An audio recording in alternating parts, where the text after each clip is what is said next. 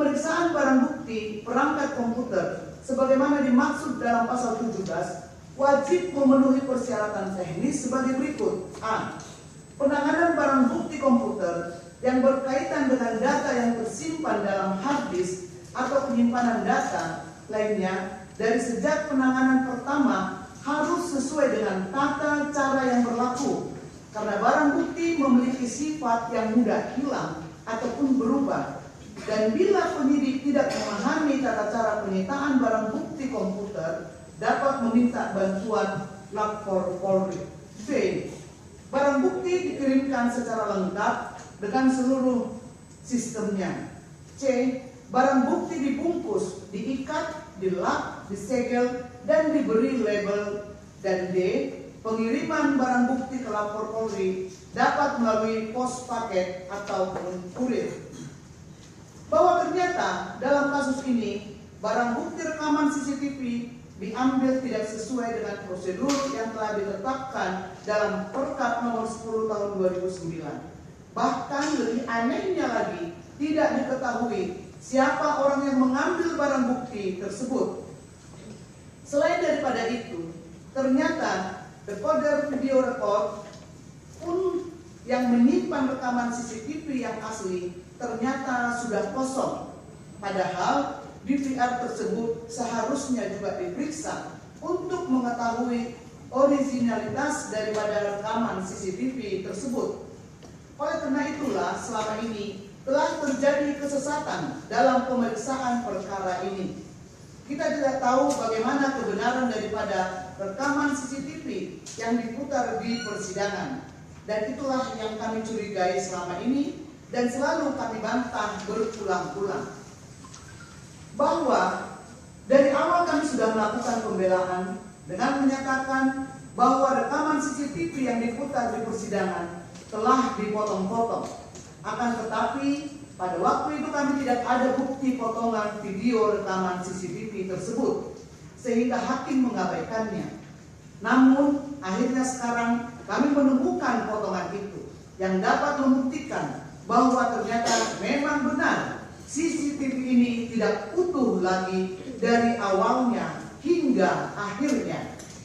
Sebab kalau kita tidak tahu awal dan akhir daripada rekaman CCTV tersebut, maka cenderung akan terjadi kesesatan di dalam kesimpulan perkara ini.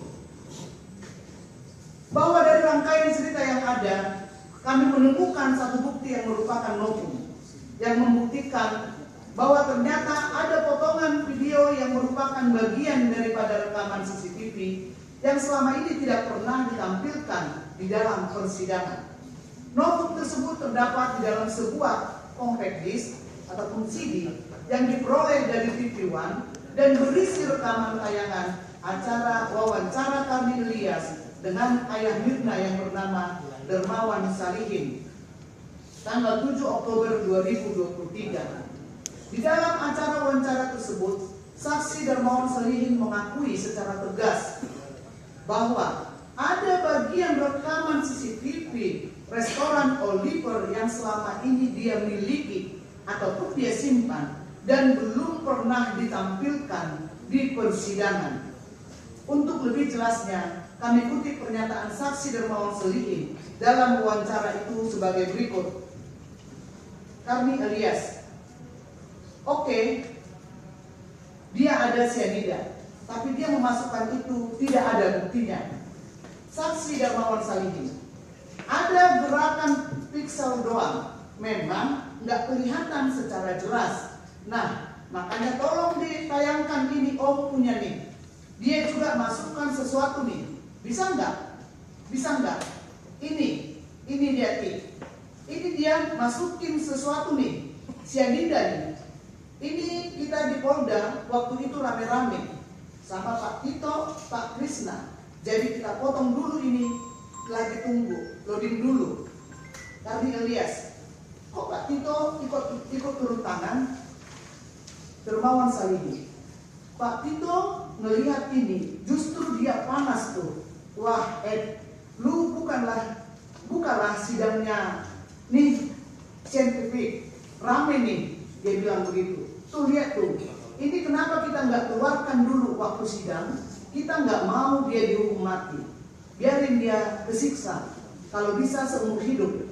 Maksud saya begitu, saya maunya begitu. Jangan dihukum mati, keenakan dia, mati tembak mati, selesai.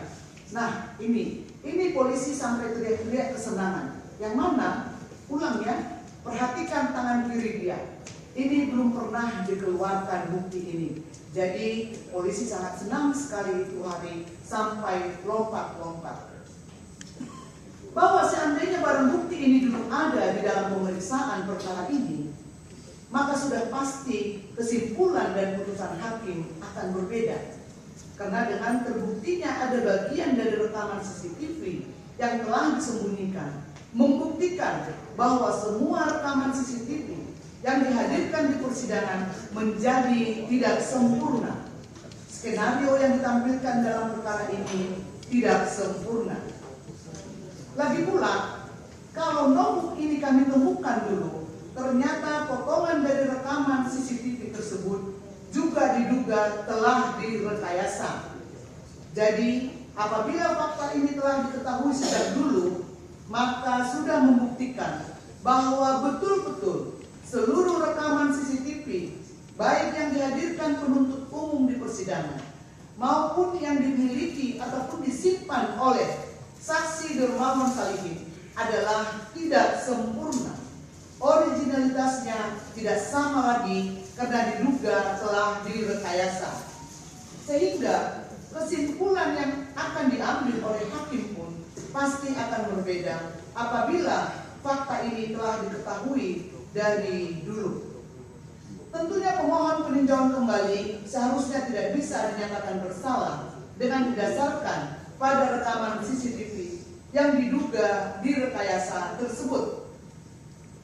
Bahwa untuk itu kami menjelaskan, dengan hilangnya bagian dari barang bukti rekaman CCTV, hal itu saja sudah merupakan sebuah pelanggaran karena telah menjadikan semua rekaman CCTV tersebut tidak sempurna, sehingga dasar pemeriksaan kasus ini di persidangan juga menjadi tidak legal.